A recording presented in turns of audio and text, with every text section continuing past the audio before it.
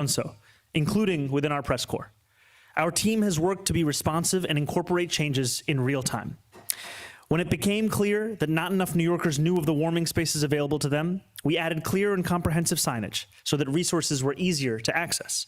And when we were told that the 311 menu was too difficult to navigate, we moved the prompt for assisting a homeless individual closer to the top of the call. Previously, when you would call 311, it would take 1 minute and 20 seconds to be able to call for help for a homeless New Yorker. Now it takes approximately 40 seconds. We also rolled out a PSA across our Link NYC kiosks, alerting New Yorkers that they could call 311 directly from the kiosk itself to find a warm space. With this cold continuing to endure, so too will our efforts. While city government is doing everything in our power to offer warm spaces, shelter, and protection, I am echoing my call to our fellow New Yorkers. We must all do our part to ensure that we keep everyone safe over the next few days to come. If you see someone in need, please call 311 immediately so our outreach workers and first responders at FDNY and NYPD can provide assistance. And to those who may consider themselves more comfortable on the streets, I want to speak directly to you, to employer, to come inside. These temperatures are too low and too dangerous to survive. Please wait out the cold in a safe place with a warm bed. If you know someone who may need to hear this message, I ask you, share this across your social media, whether it be on WhatsApp or WeChat or however you may communicate with those that you know. It may seem small, but truly every single effort makes a difference in keeping New Yorkers safe amidst what will be some of the coldest weather we have experienced in this city in quite some time. To receive more information, I urge all New Yorkers who have not already done so to sign up for Notify NYC by texting Notify NYC to 692-692. Our work to keep New Yorkers safe will not stop. Stay warm, stay inside if you can, and please stay safe. Thank you very much. I'll take some on-topic questions and then off to, yeah, Craig, go ahead. Hi, Mr. Mayor, how are you? Hi, Craig. How's it going? It's going good. So tonight you've implored the people in the streets who don't want to, who feel more comfortable in the streets to come inside. But what happens if they don't at this point? I mean, you even said it, 20 minutes out in the cold could lead to a fatality. So are you not using it as a last resort at this point to bring them inside and voluntarily remove them, even if it's just a few hours, it doesn't lead to a placement?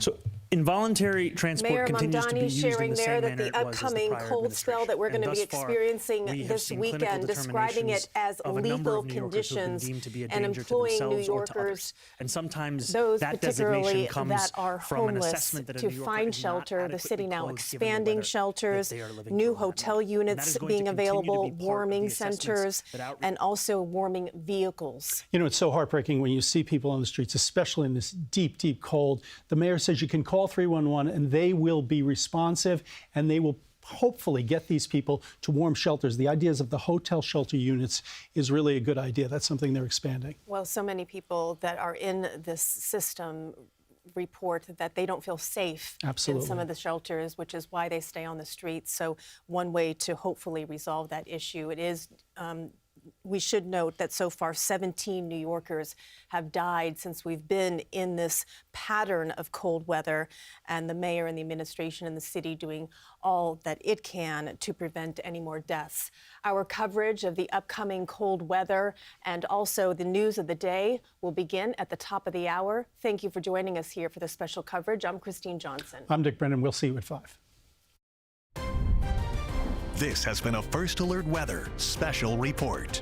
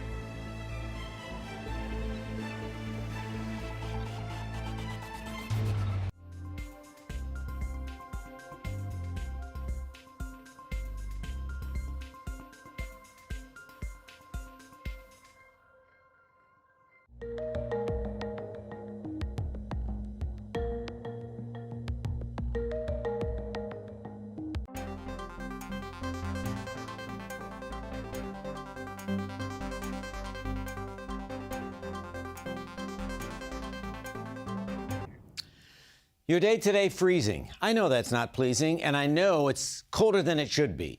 32, though, a lot better than it's going to be this weekend. The other feature, though, you'll see clouds fill in. You see some snow showers this afternoon. Tonight, overnight, yes, snow, a band of snow. Could even see a squall as this thing wraps up tomorrow morning out on the island. But 22 won't feel like it. Already feels like the single digits. And then, wow, tomorrow challenging. 24 the high again. Will never feel like it. It will be an early day high, but you've got to remember it's the wind in the afternoon. The wind in the afternoon is going to drive those wind chills lower and lower and lower. Dangerous wind chills this weekend. Today, take advantage of it. You're at 32. And then for the weekend, both days, first alert days, because of the dangerous wind chills.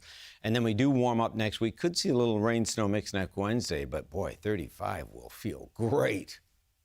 In the months following the 9/11 attacks, a newly released memo reportedly shows the city was preparing for possible lawsuits due to toxic exposure.